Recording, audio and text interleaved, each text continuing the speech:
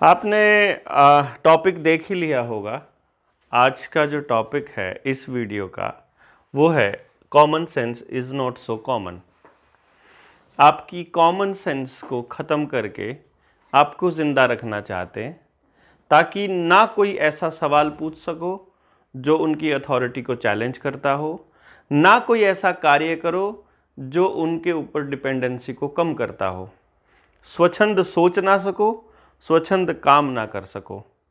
इसलिए आपको एक ऐसे भ्रम जाल में फंसा दिया जाता है कि आप चाहकर भी उससे नहीं निकल पाते हैं और आपको अपने डिफेंस में केवल एक ही शब्द मिलता है, क्या करें, हर तरफ ऐसा ही तो माहौल है, हम अकेले क्या कर सकते हैं, बाकी भी तो सारी दुनिया ऐसे ही कर रही है, जो हाल बाकियों का होगा वो हमारा हो जाएगा, जो सब कर रहे हैं वही हमें करना पड़ रहा है, अब हम क्या कर सकते हैं, व्यवस्था ही ऐसी है, सिस्टम ही ऐसा है।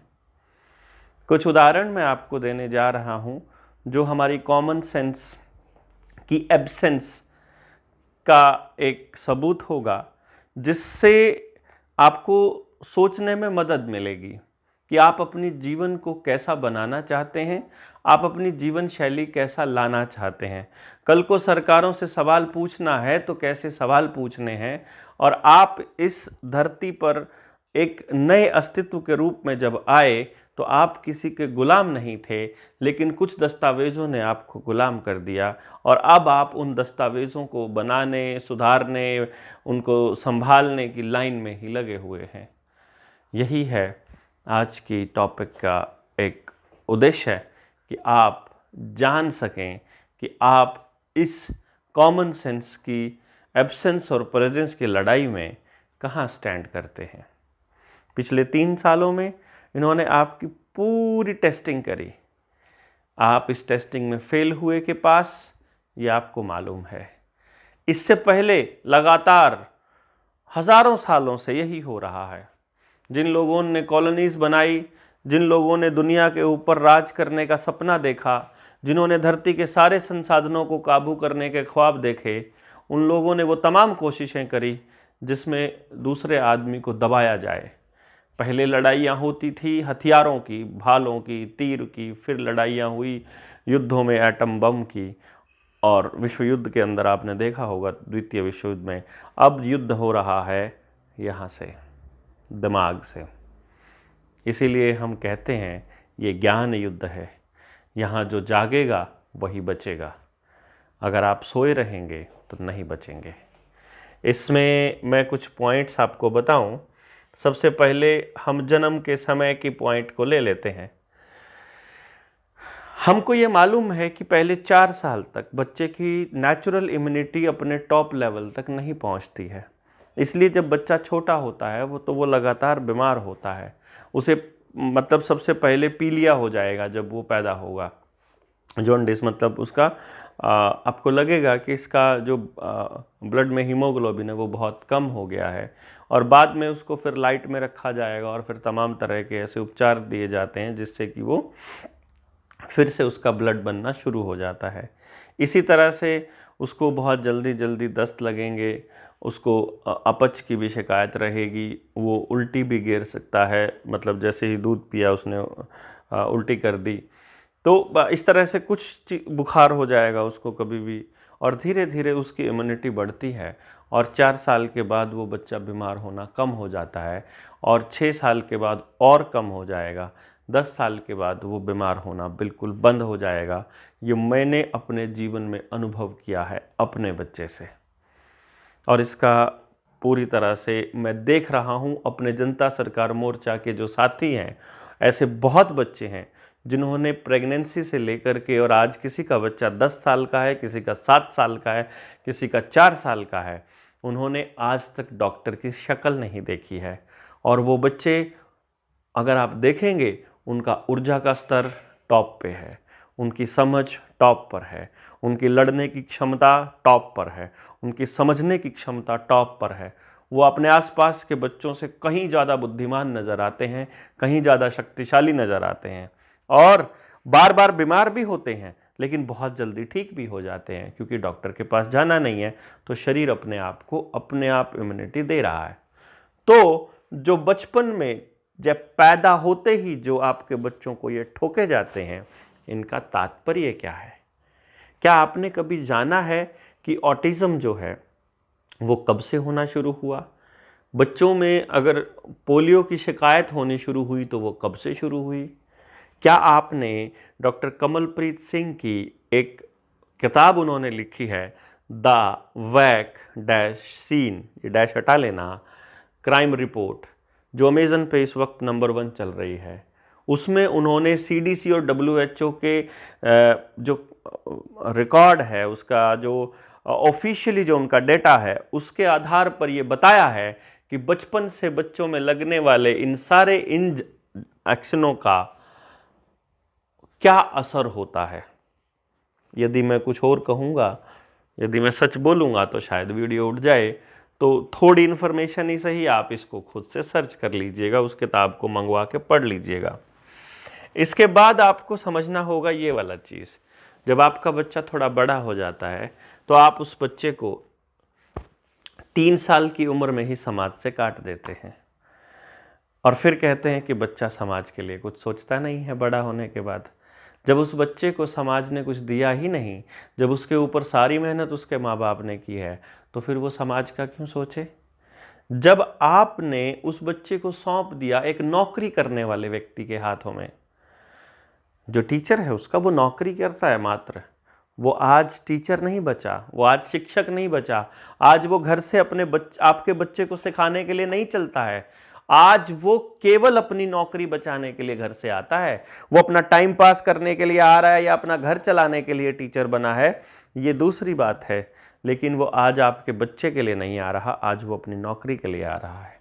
और वो नौकर आपके बच्चे को बताएगा, बेटा यू कैन डू बेटर, थोड़ी और मेहनत करो, थोड़ा और अच्छा करोगे ना, next time you will perform better. सबको मालूम है 40 बच्चों की क्लास में एक से ज़्यादा बच्चा टॉप नहीं आ सकता, लेकिन 40 के 40 बच्चे उसी कोशिश में हैं। फिर उसके बाद आ जाएंगे, फिर आपको ये मालूम है कि जिस पार्ट की एक्सरसाइज करेंगे वो मजबूत होता है। तो आपका बच्चा जब स्कूल में होता है तो सबसे कम किस चीज़ का इस्तेमाल करता है? अपने शरीर का, क्योंकि वो बैठा रहता है। नंबर 2, अपने मस्तिष्क दिमाग का, क्योंकि उसे वही सब करना होता है जो उसे पढ़ाया जाए, जो उसे बताया जाए, जो उसको लिखवाया जाए, जैसे उसको दिशा निर्देश दिए जाएं। मतलब क्या हो गया? आपका बच्चा अपने दिमाग से कुछ नहीं करेगा। तो जिस भी बच्चे ने कंपटीशन की लड़ाई लड़ी है और कंपटीशन की लड़ाई जीत कर किसी नौकरी पर पहुंच गया है, उस बच्चे का कॉमन सेंस सबसे ज़्यादा निचले स्तर पर आपको नज़र आएगा, क्योंकि वो इसी का नतीजा है। फिर आप उस बच्चे को देते हैं मार्क्स बेस एजुकेशन।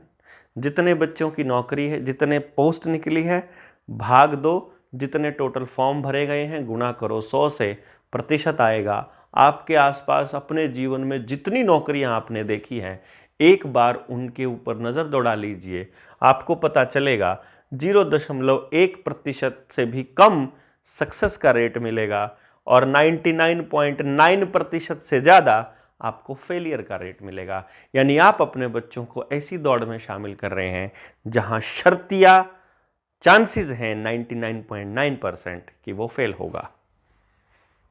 समझ लीजिए कॉमन सेंस। आगे बात आती है गांव की। गांव के बारे में बहुत सारी चीज़ें देखी जाती हैं। वही व्यक्ति जो कहता है कि गांव की हवा खुली हवा है, अच्छी हवा है, प्रदूषण मुक्त हवा है, वही व्यक्ति कह रहा होता है गांव में कुछ नहीं रखा। वो गांव में जब कोई समस्या आती है, गांव को छोड़कर भाग के शहर में आ जाता है और गांव को रोता रहता है। जब वो गांव में होता है उस वक्त वो अपने गांव की उस हवा को, उस माहौल को ठीक करने के लिए कोई काम नहीं करता। जिन सुविधाओं की कमी में वो अपने बच्चे को लेकर शहर की तरफ भागता है, उन सुविधाओं की पूर्ति के लिए वो कोई प्रयास नहीं करता और उसके बाद शहर में आने के बाद फिर कहता है यार गाँव में तो हंसी खुशी का माहौल है, शहर में तो कोई किसी को जानता ही नहीं। गाँव में हर कोई हर किसी को जानता है तो कहते हैं वहाँ प्राइवेसी नहीं है, गाँव में प्राइवेसी नहीं है। प्राइवेसी के लिए शहर में आते हैं और उस शहर के अंदर हर चौराहे पर, यहाँ तक कि उनकी लिफ्ट में भी सीसीटीवी कैमरा लगा हुआ है।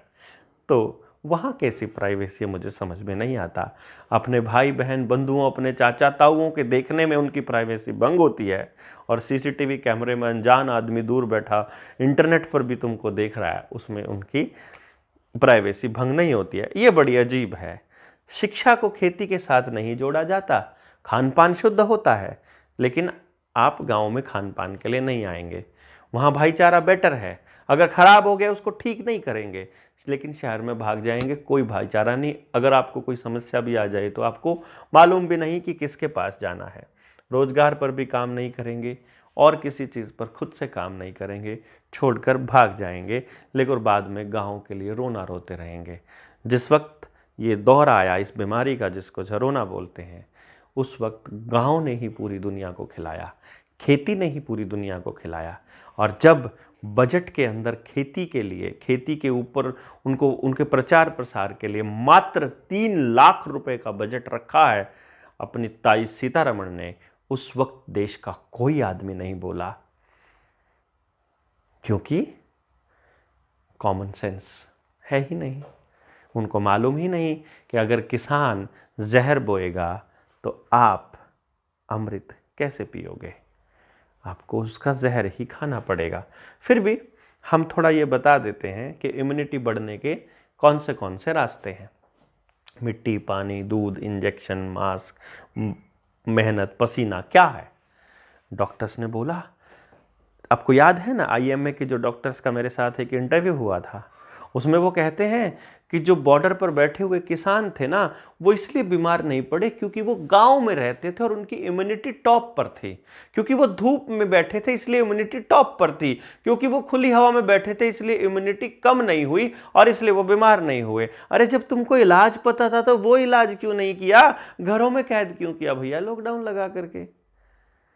जब तुमको मालूम था कि वो इलाज है, सारी चिकित्सा पद्धतियों को आपने बंद कर दिया और एक चिकित्सा पद्धति के ऊपर आपने यकीन किया। ये कॉमन सेंस की एब्सेंस नहीं थी क्या? अगर नहीं तो मैं आपसे कुछ नहीं कहना चाहता, क्योंकि तब आपसे बात करने का कोई लाभ ही नहीं। मैं बात कर रहा हूं उन लोगों से जिनकी कॉमन सेंस अभी जिंदा है और वो अपने दूसरे लोगों को इसका आर्ग्यूमेंट देकर बताएं कि सही क्या है, गलत क्या है। मेहनत करने से, पसीना आने से इम्यूनिटी बढ़ेगी या कोई इंजेक्शन लगाने से बढ़ेगी? आपकी कुदरती इम्यूनिटी ज़िंदगी भर रहेगी, और जो इंजेक्शन वाली इम्यूनिटी वो कितने दिन रहेगी वो बताते ही हैं। कभी कहते हैं 6 महीने रहेगी, कभी कहते हैं 9 महीने रहेगी, कभी कहते हैं 3 महीने रहेगी। और ल्यूक मॉन्टेग्नियर ने तो क्या बोला है, जिन्होंने 3 लगवा लिया उनके लिए, एक बार सर्च कर लीजिए, सारे चैनल्स पर चला था कि वो अपना AIDS चेक करवा लो, वो अपना HIV चेक करा लो, एक बार ढूंढिए आपको मालूम पड़ जाएगा। देख लीजिएगा, जीवन आपका ऑक्सीजन से चलता है। मैंने ये ऑक्सीजन सिर्फ ये मैंने इसलिए रखे हैं ताकि एक शब्द पता चले, आपके जिंदा रहने के लिए ऑक्सीजन चाहिए। और ये बताया जाता है कि अंदर अगर कोई इस तरह से है कि अंदर कीटाणु आपको खा रहे हैं, जिसको बाद में कैंसर कहा जाता है, विषाणु अगर आपको परेशान करते हैं या आपके अंदर बैक्टीरिया आपको खाने लग जाता है आपके अंगों को, तो उस दौर में भी ऑक्सीजन की अधिकता आपको जीवित रख सकती है। यानी आपकी इम्यूनिटी को बढ़ाने के लिए ऑक्सीजन का स्तर टॉप पे होना चाहिए। लेकिन जब आपका मुंह बंद है तो ऑक्सीजन नीचे होकर आपकी इम्यूनिटी कैसे बढ़ेगी? ये कहा जाता है कि बीमार के पास अगर 4 आदमी आ जाए मिलने के लिए तो वैसे ही खिल उठता है, और जब आदमी अंदर से खुश होता है तो इम्यूनिटी बढ़ती है। तो उसको अकेला रहने से इम्यूनिटी कैसे बढ़ेगी, ये आप समझदार हैं। जब आदमी निर्भीक होता है, जब आदमी खुश होता है, जब आदमी निडर होता है, जब किसी से नहीं डरता है तो उसकी इम्यूनिटी टॉप पर होती है, और जब आदमी डरा हुआ होता है तो उसकी इम्यूनिटी डाउन होती है। तो आपको टेलीविज़न ने डराया है या आपको निश्चिंत रखा है? आपको प्रधानमंत्री ने डरने की सलाह दी है या ना डरने की दी है? आप समझदार हैं। आपको समाज से जोड़ा है कि तोड़ा है? आप समझदार हैं। आपको ये मालूम है कि अगर ये बीमारी, मान लीजिए खांसी हुई, मुझे जुकाम हुआ, क्योंकि यहाँ धूप है, हवा है, पानी है, रेगिस्तान है, पहाड़ है, पेड़ है और ढेर सारी वनस्पति है, इसीलिए यहाँ के लोग बीमार कम पड़ते हैं। भारत के लोग, इस भारत के क्षेत्र में रहने वाले लोग, इसमें पाकिस्तान भी आता है, बांग्लादेश भी आता है, श्रीलंका भी आता है, चाइना भी आता है, इनकी चिकित्सा पद्धतियाँ अलग हैं। जो लोग ऐसे प्रदेशों में रहते हैं, ऐसे देशों में रहते हैं जहाँ सूरज ही कई बार 9-9 महीने तक नज़र नहीं आता, जहाँ 4-4, 5-5 महीने तक सूरज नज़र नहीं आता है, जहाँ बर्फ़ पड़ती है, जहाँ बारिश होती है, जहाँ नमी बनी रहती है, वहाँ के लोग बीमार होने के चांसेस हैं। जहाँ विविधता नहीं है वनस्पतियों में, वहाँ के लोग ज़्यादा बीमार होते हैं। लेकिन उन्होंने अपनी पद्धतियों को हमारे ऊपर थोपना शुरू कर दिया। उनको ज़रूरत होगी बाहर से इम्यूनिटी के लिए कोई ना कोई ये लगाने की, हमको ज़रूरत थी नहीं, बाकी आपको भी लगा दिया गया। आप समझदार हैं, उसके बाद बड़ा है कि घटा है। पहली जो लहर आई थी 1 साल में, उस टाइम पे क्या था डेथ रेट, ढूंढिए ना। 17 में कितने मरे, 18 में कितने मरे, 19 में कितने मरे और फिर 20 में कितने मरे ढूंढिए, और फिर 21 में कितने मरे, क्योंकि 26 जनवरी से ये चालू हो गए थे।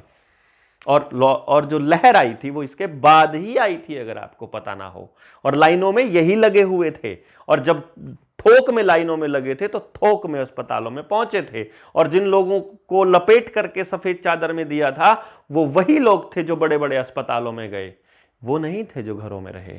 हालांकि आरएमपीज तक को चिट्ठी आ गई थी कि आप इस पद्धति के अलावा कोई और इलाज नहीं करेंगे, अगर करेंगे तो आपका लाइसेंस रद्द कर दिया जाएगा, आपको प्रैक्टिस करने नहीं दी जाएगी।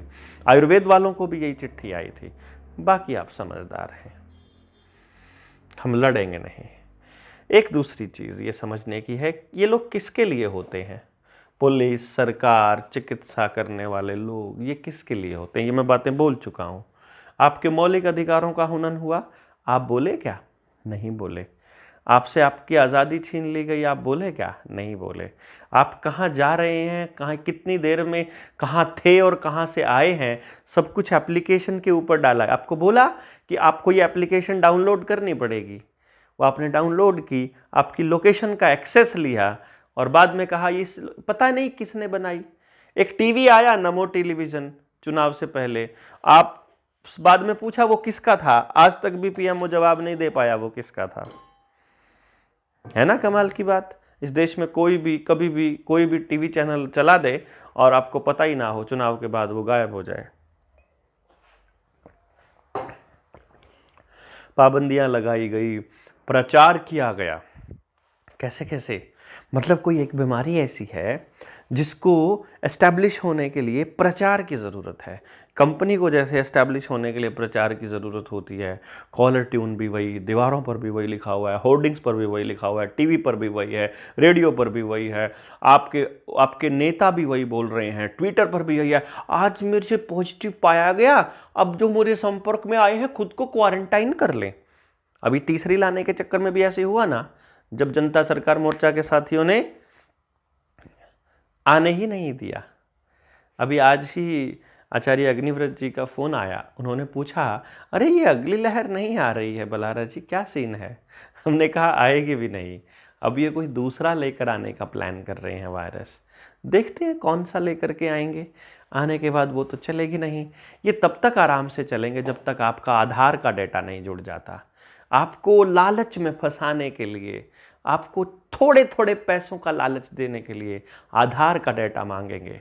आपको कहेंगे अगर आधार नहीं दोगे तो ये सुविधा नहीं मिलेगी, क्योंकि आपके बारे में इनको पूरी तरह से मालूम है कि ये बोलेंगे नहीं, क्योंकि ये लोग बोलते ही नहीं हैं। देखते हैं आप कब बोलना शुरू करेंगे कि हम आधार नहीं देंगे, क्योंकि ये प्राइवेट कंपनियों के पास है, क्योंकि सरकार कोई गारंटी नहीं दे रही है कि हमारा डेटा नहीं चोरी होगा। वो डेटा तो बिक रहा है मार्केट के अंदर, पर आपको क्या पता, क्योंकि कॉमन सेंस इतना नहीं बचा हुआ है। आपका बचा हुआ है, पड़ोसियों से पूछिए ज़रा उनका बचा हुआ है क्या, क्योंकि इसीलिए आप देख रहे हैं इस वीडियो को यहाँ तक। अगर नहीं बचा होता तो अभी तक शर्म के मारे बंद कर चुके होते। जो लोग बंद कर चुके हैं वो समझ लीजिए उनको पता लग रहा है कि मैं उनको बता रहा हूँ कि आपकी कॉमन सेंस अभी नीचे है, और आपको अपने साथियों से बताना है कि भैया ये ऐसा हो रहा है, इम्यूनिटी का डर से क्या लिंक है, नेचुरल अच्छी होती है कि डिपेंडेंट इम्यूनिटी बढ़िया होती है, ये आप बता सकते हैं। फिर रोज़गार के ऊपर बात आती है। कुछ लोग कहते हैं सरकारी नौकरी ही बेहतर है, फिर ऐसे नौकरी दौड़ने लग जाते हैं, सरकारी नहीं मिले तो प्राइवेट, लेकिन नौकरी होनी चाहिए, पैकेज होना चाहिए, क्योंकि वहाँ भी एक फीलिंग आती है कि ये भी नौकरी पक्के जैसी है, क्योंकि ये पैकेज है, साल का पैकेज है, तो कम से कम 1 साल का तो आपको कन्फर्मेशन हो जाएगा कि आप बचेंगे। कंपनियों की वकालत करते हैं सरकार के पिट्ठू, मतलब मैं उनको क्या कहूँ, मन तो करता है उनको गधा बोलूँ, पर क्या करूँ, मैं नहीं बोलूँगा। मन तो करता है उनको मतलब कुछ सुना दूँ बढ़िया वाला, लेकिन नहीं, अभी रहने देते हैं, पहले बात करते हैं। मान लीजिए एक आपके शहर में किसी बड़े उद्योगपति का, अडानी का, अंबानी का कोई शोरूम खुला है, तो उस शोरूम को आपके लिए क्या बेटर रहेगा? उस शोरूम के लिए आप बताइए मुझे, क्या सही रहेगा? कि उस शोरूम का मैनेजर कौन है? वही लोकल काम करने वाला बच्चा। तो अब उस शोरूम का प्रॉफिट किसको मिल रहा है? अंबानी अडानी को। अब उसको वो शोरूम खोलने के लिए लोन किसने दिया? हमारे बैंक ने। उस बैंक में पैसा किसका पड़ा है? हमारा पैसा पड़ा है। उसका लोन हमारे बच्चे को नहीं मिलेगा, जो बच्चा उसके उस शोरूम को मैनेज कर रहा है उसको नहीं मिलेगा वो शोरूम खोलने के लिए पैसा लोन के रूप में, उसको मिलेगा अडानी साहब को। समझते हैं ना? लेकिन आप ये लड़ाई नहीं लड़ेंगे, आप नहीं कहेंगे कि उसी की चेन क्यों, क्योंकि अगर एक व्यक्ति मर गया, एक व्यक्ति खत्म हो गया तो सब खत्म ना। इसीलिए तो एक व्यक्ति तक लेकर जा रहे हैं, क्योंकि मैनेज करना आसान है, ज्यादा उद्योगपतियों को मैनेज करना मुश्किल है, इसलिए सारा पैसा उन्हीं की तरफ ले जाओ, सारी कंपनियों को उन्हीं से खरीदवा दो, उनके शेयर्स पहले चढ़ा दो, उसी पैसे से चीजें बनवा दो। अब बैंक भी अगर उनके हो गए और हमारी ज़मीनें नीलाम होकर के बैंकों के पास पड़ी हुई हैं, तो बैंक जब ज़मीन को नीलाम करेगा तो उसका मालिक वही तो होगा जो बैंक के पास जिसके पास बैंक के शेयर हैं। समझ रहे हैं ना प्राइवेटाइजेशन का खेल? नहीं समझ रहे हैं? मालिक कौन बनेगा? समझ जाएं शायद। अगर समझ आ जाए तो बहुत अच्छी बात है, नहीं समझ में आए तो फिर समझ लीजिए, फिर से पहली लाइन को याद कीजिएगा, common sense is not so common. Common sense इतनी आसानी से मिल जाती भैया तो हम लड़ सकते ना अपने बच्चों से, अपने बच्चों के लिए इन राक्षसों से। लेकिन शायद अभी इनकी कॉमन सेंस को जगाना बाकी है। हमको जिनको ये समझ आ गया है वो ये लड़ाई लड़ेंगे तो शायद हम अपनी अगली पीढ़ियों को बचा पाएंगे। जिनको ये बातें समझ में नहीं आ रही हैं, जिनको ये भी नहीं पता है कि जनता सरकार मोर्चा और तमाम तरह के संगठन आपके बच्चों के लिए लड़ रहे हैं, जो आपसे बहस करते हैं, उनको ये मत कहिएगा कि हमें तुम पर गुस्सा आता है, हमको तो उन पर दया आती है। उनको मालूम ही नहीं है कि कोई व्यक्ति आपको जाने बिना आपसे लड़ रहा है, क्योंकि उसको ये समझ में आ गया कि उसके बच्चे का बचना संभव ही नहीं जब तक आपका बच्चा नहीं बचेगा। समाज ही नहीं बचेगा तो बच्चे कैसे बचेंगे? तो ये जो चेन बनाने के लिए उनको पैसा दिया जाता है, ये हमारे बच्चों को मिलना चाहिए, लेकिन नहीं, क्योंकि हम अभी आवाज़ उठाना नहीं सीखे हैं। बड़ी आसानी से बड़े चक्रव्यूह में फंसा हुआ व्यक्ति बड़े आराम से आपको बोल देगा, अरे फिर उनके भी तो होते हैं, क्रोसिन का भी तो होता है साइड इफेक्ट, पैरासिटामोल का भी तो होता है, फिर भी लेते हैं ना। अरे भाई क्यों लेते हो जब ये मालूम है कि उसका साइड इफेक्ट होता है? आपको दी जाती है भाई साहब, आपको समझना चाहिए हर बीमारी के लिए अलग अलग पद्धतियों में अलग अलग इलाज संभव हैं। तो आपको ऐसे केमिकल लेने की ज़रूरत नहीं है जिनके साइड इफ़ेक्ट्स होते हों। आप ऐसे केमिकल्स लीजिए ना, आप ऐसी दवाएं लीजिए, आप ऐसी औषधियाँ लीजिए ना जिनका साइड इफ़ेक्ट 0 होता हो। लेकिन उस पर बात करने के लिए, उस पर चर्चा करने के लिए तो आपके पास समय ही नहीं है, क्योंकि टीवी ने ये बता दिया कि आयुर्वेद में त्वरित उपचार नहीं है, जबकि उसमें है।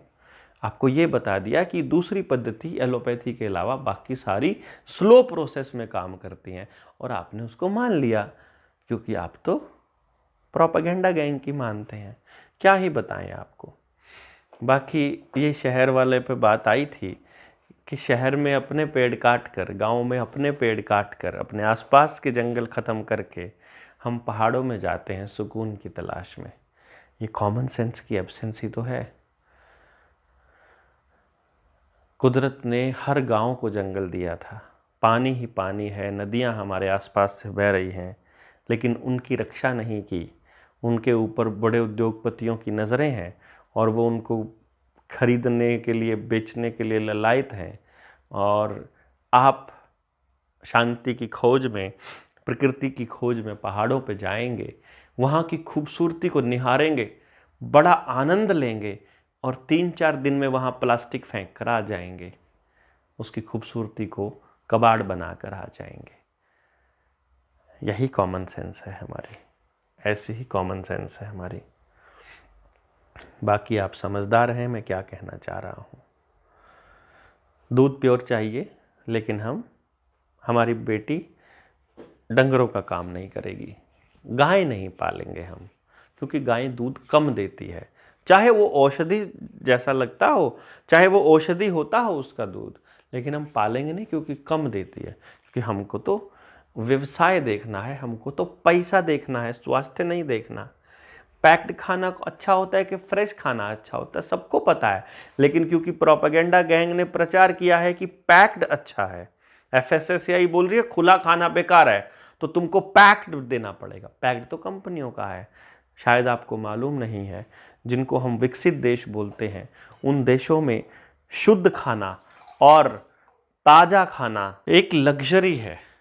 और इस बात का हम लोगों को मालूम होना चाहिए कि ये बहुत खुशकिस्मती की बात है कि हमारे यहाँ पर सब कुछ अपने यहाँ हैंडमेड है, सब कुछ अपने हाथों से उगाते हैं और साफ़ सुथरा खाना हमारे बच्चों को खाने को मिल रहा है।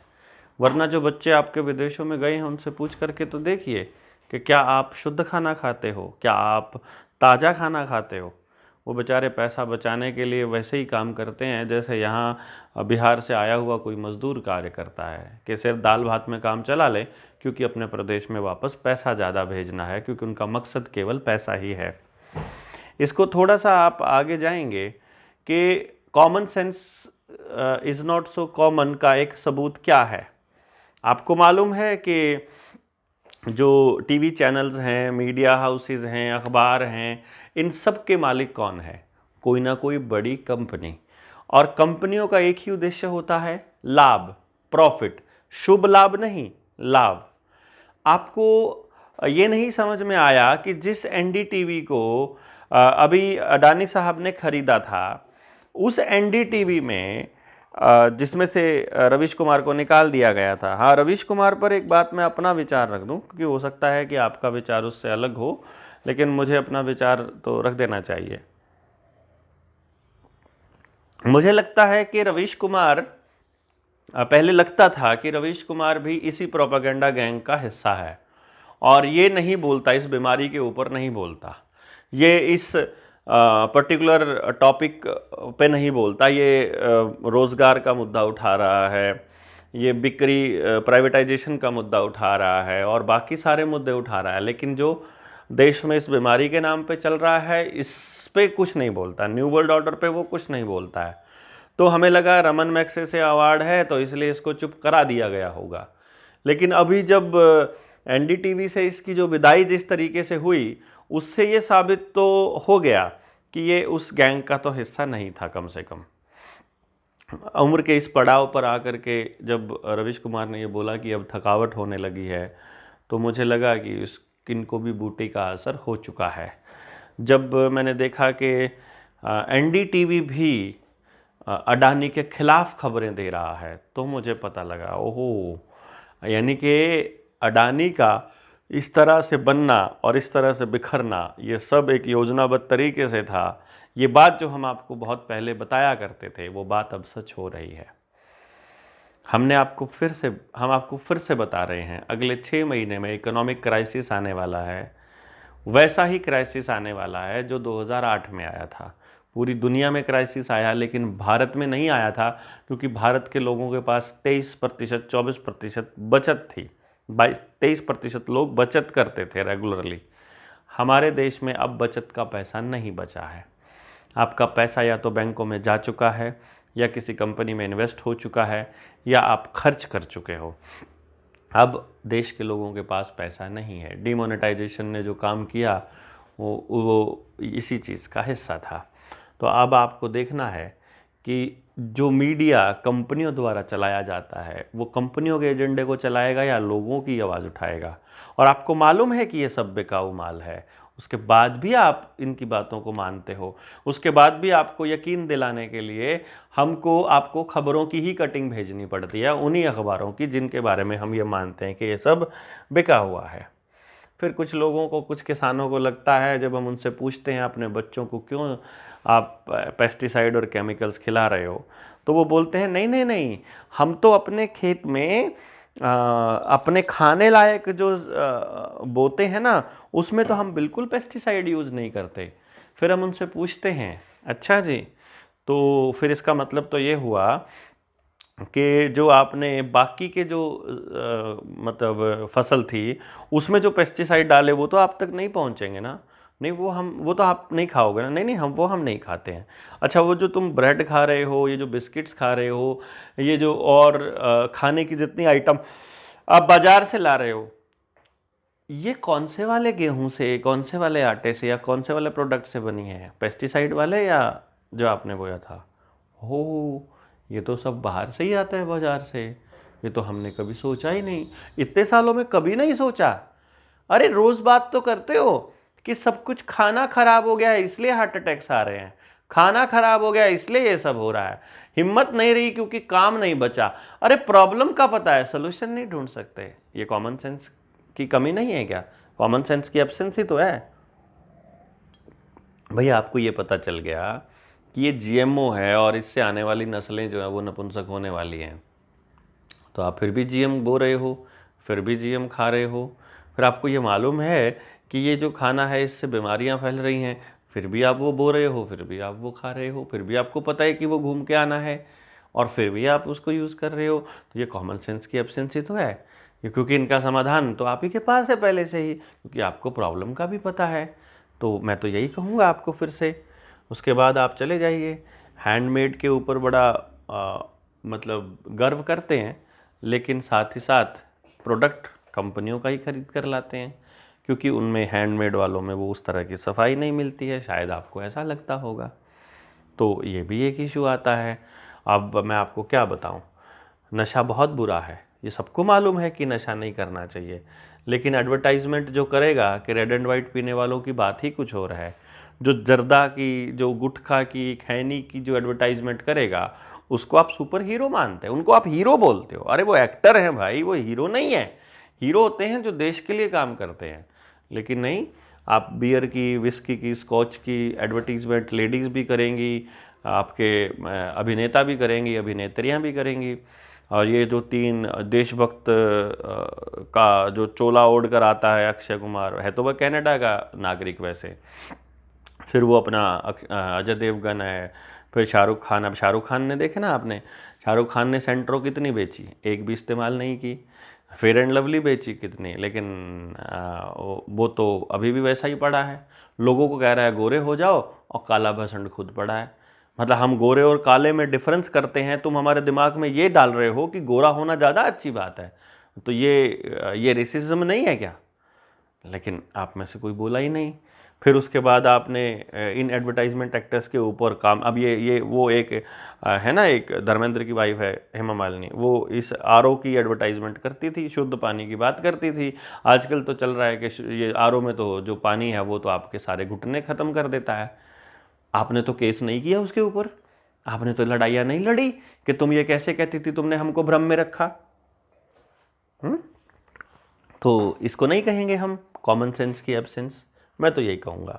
बाकी आप ज़्यादा समझदार हैं। वैगी टूथपेस्ट किल्स 99.9% जम्स। अरे जो शरीर में, मुंह में हमारे फ्रेंडली जम्स हैं उनको भी तो मार देगा।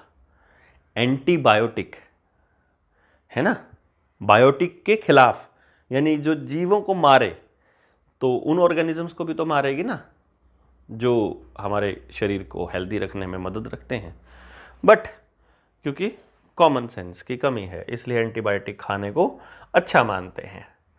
मशीन बोलती है समय बचाती है ना, उस बचे हुए समय में क्या करते हो?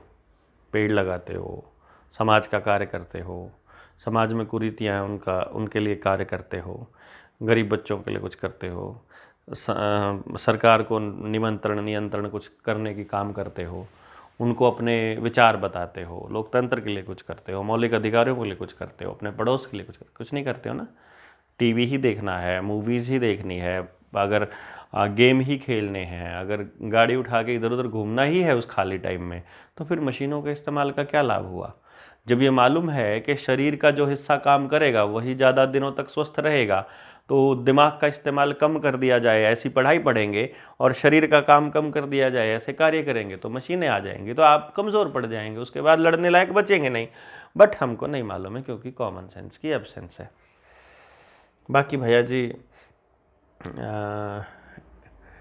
Indian international centre New Delhi में, हाँ ये मैं आपको बताना भूल गया, ये मैं आपको बता दूं अभी से कि ये हम 7 तारीख को पहुंच रहे हैं, 7 फरवरी को 2023। ये सुबह 9 बजे से लेकर के और 5 बजे तक हम लोग पहुंचेंगे, वहाँ पर रहेंगे। जनता सरकार मोर्चा भी पहुंच रहा है, अपने अंबर कोहरी साहब भी पहुंच रहे हैं, नीलेश ओझा जी पहुंच रहे हैं, योहान टिंगरा पहुंच रहे हैं, अपने डॉक्टर मुफल्लिस पहुंच रहे हैं, डॉक्टर पेटकर पहुंच रहे हैं, और बहुत सारे क्रांतिकारी साथी हैं जो सभी वहाँ पहुँचेंगे। और इंग्लैंड से डॉक्टर्स की कॉन्फ्रेंस होगी, डॉक्टर असीम मल्होत्रा भी आएंगे जिन्होंने अपने फादर को खोया। पहले वो इसको लगवाने की वकालत करते थे, अब बताते हैं कि इसकी वजह से लोग ऊपर जा रहे हैं। और डिटॉक्स करने के लिए मैं आपको बता दूं कि आपके पास 2-3 ऑप्शंस हैं।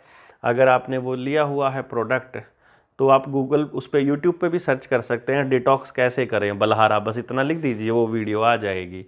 और इस नंबर पर व्हाट्सएप करके आप मुझे लिख देंगे कि डिटॉक्स कैसे करना है, तो भी मैं आपको बता दूंगा। बट असली मुद्दा ये है कि आप सरकारों के प्रोपेगेंडा में कितना फंसते हैं, ये बहुत इम्पॉर्टेंट है। अगर आप नहीं फंसते हैं तो आपको लड़ना पड़ेगा अगली पीढ़ियों को बचाने के लिए, और अगर आप फंसे हुए हैं तो मुझे आपसे कुछ नहीं कहना। जय हिंद, जय भारत। आपको ये बात तो समझ में आ ही जानी चाहिए कि समाज में कौन लोग हैं जो देश हित में कार्य कर रहे हैं और कौन है जो कंपनियों के लिए कार्य कर रहे हैं। असली देशद्रोह है देश को बेचना, असली देशद्रोह है अपने ही लोगों को दुखी करना। देश किसी ज़मीन के टुकड़े के हिस्से को नहीं कहते दोस्तों। देश होता है, देश बनता है इस देश के नौजवानों से, इस देश के संसाधनों से, इस देश के जीव जंतुओं से, पेड़ पौधों से। इसलिए देश को बचाना है तो देश के लोगों के लिए बोलना शुरू करना पड़ेगा। बाकी आप ज़्यादा समझदार हैं, और जहाँ कॉमन सेंस की एब्सेंस है उनसे तो कहने का भी कोई लाभ नहीं है।